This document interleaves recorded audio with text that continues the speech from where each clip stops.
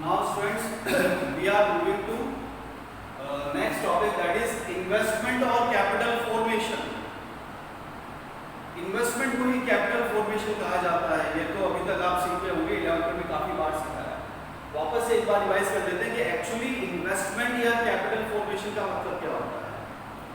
तो it refers to, पहले definition part देख लेते हैं। It refers to addition in the capital stock of an economy during an accounting year, यानी कि एक फाइनेंशियल ईयर में, एक अकाउंटिंग ईयर में आप अपने कैपिटल स्टॉक में कितना इंक्रीमेंट कर देते हैं, कितना इंक्रीज कर देते हैं। फॉर एग्जांपल, आपका एक ट्रांसपोर्टेशन कंपनी है, 4 टोले से आपने शुरुआत की at the beginning of financial year, और साल खत्म होने तक यानी कि at the end of financial year आपने 7 टोले जनरेट कर दिए। तो कितना एड ऑन किया? स्टार्ट किया था 4 से, अब हो गए हैं आपके पास में 7। तो कितना इंक्रीज किया आपने कैपिटल स्टॉक में? 3 का। तो ये 3 क्या कहलाएगा बच्चों? इन्वेस्टमेंट या कैपिटल फॉर्मेशन। तो सरल भाषा में समझिए इसे कि 1 फाइनेंशियल ईयर में हम एज ए फर्म अपने कैपिटल स्टॉक में कितना चेंज लेकर आते हैं, उसे ही कहा जाता है इन्वेस्टमेंट या कैपिटल फॉर्मेशन। क्लियर बच्चों?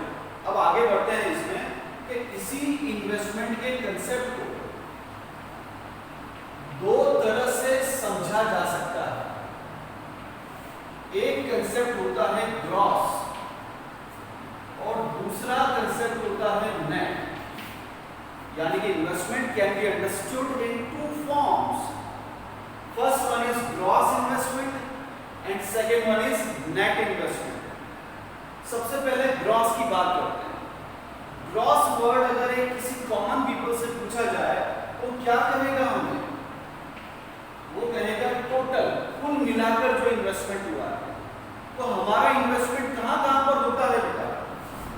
हम इन्वेस्टमेंट करेंगे या तो फिक्स्ड असेट्स में,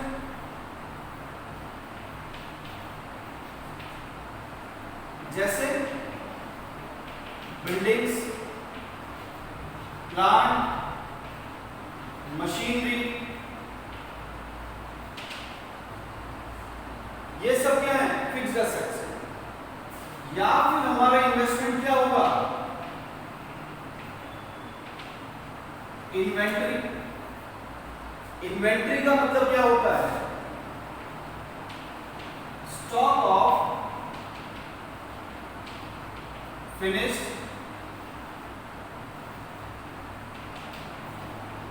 सेमी फिनिश्ड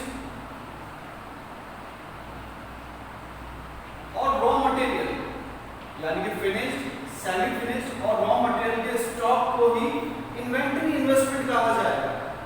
यानी कि जो मैं टोटल या ग्रॉस इन्वेस्टमेंट कर रहा हूं वो किन किन तरह से कर सकता हूं? या तो मैं बनाऊंगा बिल्डिंग्स को, प्लांट्स को, मशीनरीज को, या तो मेरा इन्वेस्टमेंट होगा फिक्स्ड कैटेगरी का, या फिर मेरा इन्वेस्टमेंट होगा इन्वेंटरी का। अब इन्वेंटरी का मतलब क्या? या तो मैं रॉ मटेरियल इकट्ठा करूंगा, या सेमी फिनिश्ड गुड्स बनेंगे, या फिर फिनिश्ड गुड्स बनेंगे, और इनका चेंज इन स्टॉक, डेल्टा यानी कि चेंज, और स्टॉक के लिए एस यूज कर दिया। और चेंज इन स्टॉक कैसे आता है? Closing stock minus opening stock करके। यानी कि साल के एंड में, sorry at the end of the year closing stock कितना है, शुरुआत में कितना था, दोनों का कितना चेंज आया, वो क्या हो जाएगा? एक चेंज इन इन्वेंटरी यानी कि चेंज इन स्टॉक हो गया। तो ये दोनों तरह के इन्वेस्टमेंट कहलाते हैं आपके ग्रॉस इन्वेस्टमेंट, यानी कि the total change in capital stock of an economy या in an economy during an accounting year. एक फाइनेंशियल ईयर में आपके कैपिटल स्टॉक में जो चेंज आया है उसे ही कहा जाता है ग्रॉस इन्वेस्टमेंट। अब इस टर्म पर आते हैं नेट इन्वेस्टमेंट। इस नेट इन्वेस्टमेंट को पढ़ने के पहले आप लोग एक टर्म सीखिए, डेप्रिसिएशन। ये टर्म आपने खूब बार पढ़ी होगी बेटा, है ना, अकाउंट्स में खूब बार पढ़ी होगी, डेप्रिसिएशन वर्ड खूब बार आया होगा।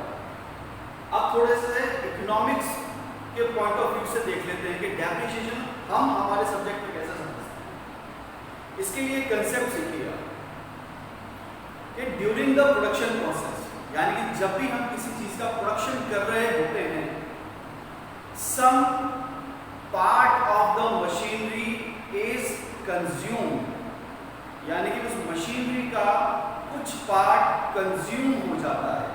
कंज्यूम होने का मतलब हो सकता है वियर टियर हो जाए, हो सकता है उसमें मेंटेनेंस ना होने की वजह से वो टूट जाए, इससे कहा जाता है कंज्यूम हो जाना। During the production process some part of the fixed assets is consumed, और उन फिक्स्ड एसेट्स का जितना पार्ट अगर कंज्यूम हो गया है कुछ पार्ट, तो क्या होगा, उन फिक्स्ड एसेट्स की वैल्यू क्या हो जाएगी बेटा, डिक्रीज। 5 लाख की मशीन थी, यूज कर रहे हैं, बीच में कुछ पार्ट टूट गया, तो क्या उस मशीन की वैल्यू 5 लाख रुपए ही रहेगी? नहीं, उसकी वैल्यू क्या हो जाएगी, डिक्रीज। तो जितने अमाउंट से उसकी वैल्यू डिक्रीज हुई है उसे कहा जाता है डेप्रिसिएशन। इसलिए डेप्रिसिएशन का दूसरा नाम consumption of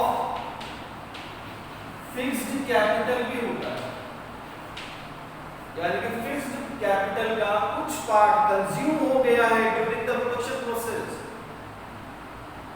That's why depreciation is also known as consumption of fixed capital. So while performing the numericals, you have to keep in mind while reading the particulars from the numerical section that if the term depreciation is not given over there directly, then what is the other name? The other name for depreciation is consumption of fixed capital. अब इस depreciation का क्या role है, क्यों सीखा हमने ये depreciation? ये डेप्रिसिएशन मदद करेगा हमें नेट इन्वेस्टमेंट जनरेट करने में। ग्रॉस का मतलब क्या सिखाएगा, total, fixed investment, inventory investment. अब ये बीच में आपका हो गया नुकसान, तो जब आप इस ग्रॉस में से इस डेप्रिसिएशन को कर देंगे subtract, G minus D, gross minus depreciation, तो आपको जो कंसेप्ट मिलेगा उसे कहेंगे नेट इन्वेस्टमेंट।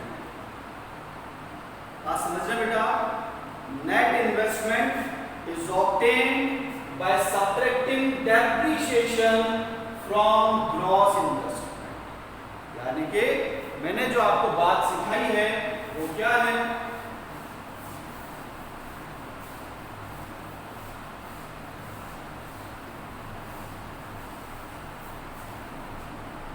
इसे मैं एक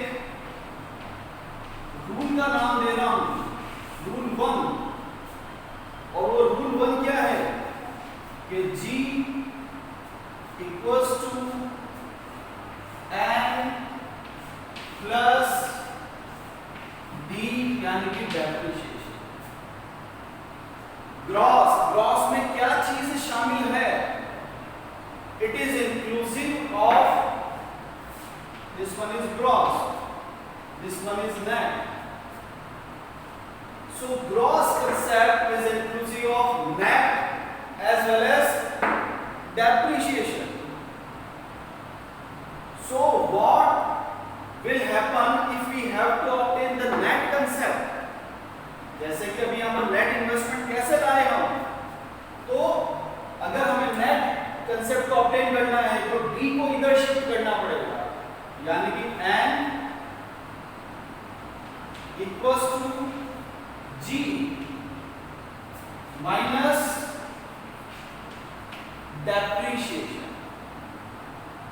अब चाहे ये ग्रॉस या नेट इन्वेस्टमेंट हो, या नेशनल इनकम हो, या डोमेस्टिक इनकम हो, या कोई सब एग्रीगेट हो, the rule, the basic concept will remain same. And what is that basic concept? Gross is inclusive of depreciation. Written down this line in your notebooks. Gross is inclusive of depreciation. This is the most important line which we have learned from this concept. So whenever we have to obtain the net concept, we have to deduct the depreciation from gross. Gross is inclusive of depreciation and net is exclusive of depreciation. Inclusive मतलब क्या? Gross में depreciation शामिल रहता है. कैसे दिख रहा है? प्लस का साइन आ रहा है. Net is exclusive of depreciation. Net में डेप्रिसिएशन शामिल नहीं रहता है. कैसे पता लग रहा है? माइनस का साइन आ रहा है. सो आई होप ये आपको ये रूल समझ में आया होगा. अब इसी को मैं चार्ट फॉर्म में आपको एक्सप्लेनेशन और बेटर बना देता हूं. कैसे देखिएगा. This one is G, this one is net and this is gross. अगर हमें ग्रॉस से नेट जनरेट करना है तो क्या आएगा? Minus depreciation. और नेट से ग्रॉस चाहिए तो प्लस डेप्रिसिएशन. यही है नेशनल इनकम के कंसेप्ट को समझने के लिए रूल नंबर 1. मैं 2 रूल और सिखाऊंगा तो आप इन्हें अच्छे से अपनी नोटबुक्स में लिखते जाएं. अब ये रूल आई होप अब क्लियर हो गया होगा आपको. अब इस डेप्रिसिएशन का क्या ट्रीटमेंट होता है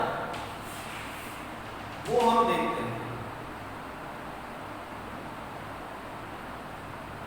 डेप्रिसिएशन के लिए एक फंड बनाती है हर फर्म, जिसे डेप्रिसिएशन रिजर्व फंड कहा जाता है.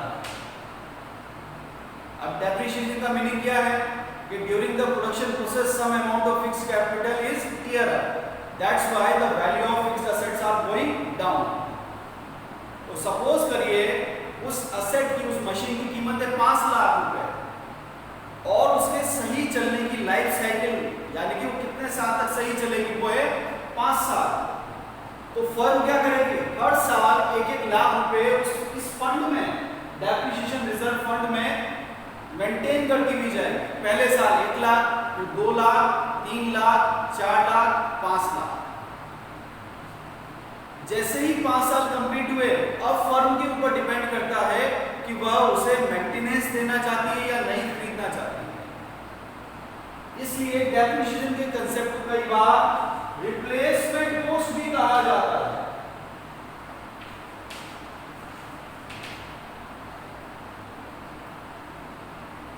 आई होप बच्चों आपको ये चीज समझ में आई होगी, है ना. अब अगले कंसेप्ट की ओर आगे बढ़ते हैं.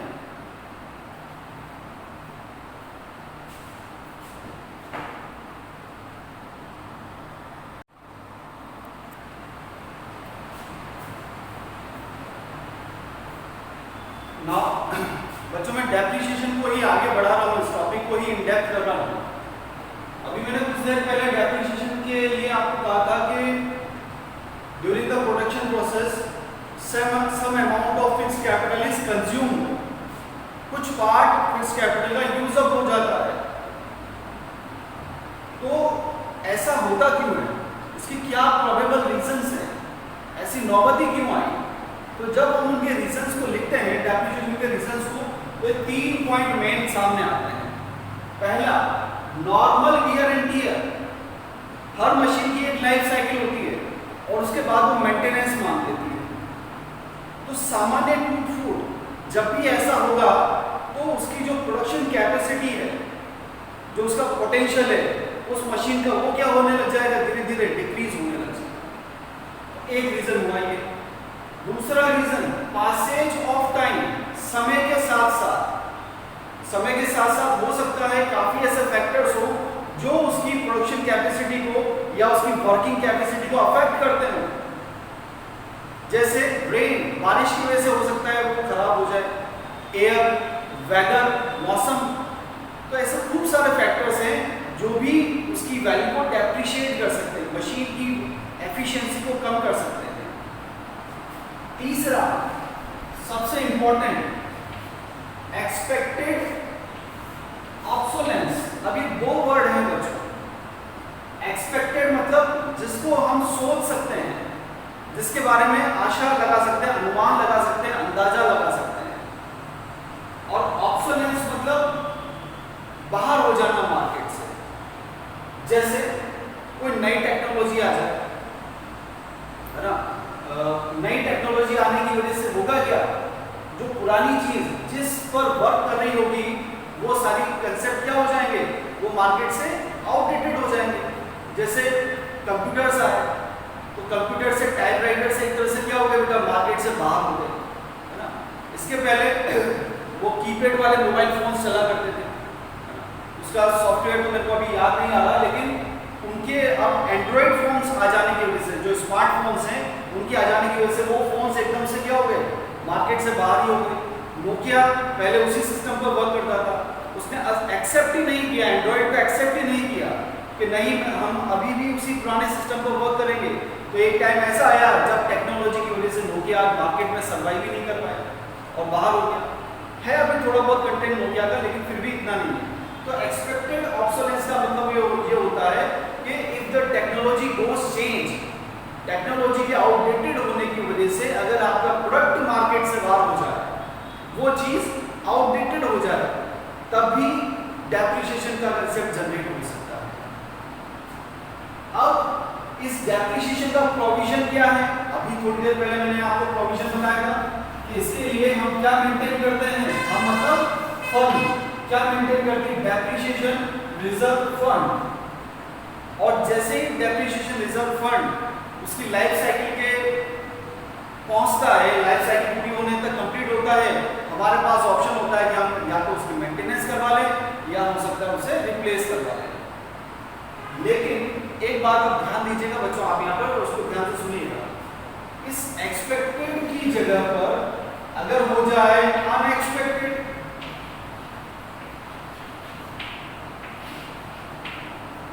यानी कि अगर वर्ड लिखा हुआ रहता अनएक्सपेक्टेड ऑब्सोलेंस, तो अनएक्सपेक्टेड ऑब्सोलेंस का मतलब क्या है कि आपकी मशीन आग लगने की वजह से नष्ट हो गई,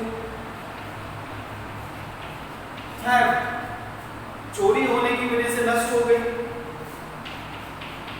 या नेचुरल कैलेमिटी, बाढ़ आई, भूकंप आया, कुछ भी ऐसी नेचुरल कैलेमिटी आई जिस वजह से आपकी उस एसेट को नुकसान पहुंच गया। तो ये तीनों कैसे कंसेप्ट्स हैं, अनएक्सपेक्टेड।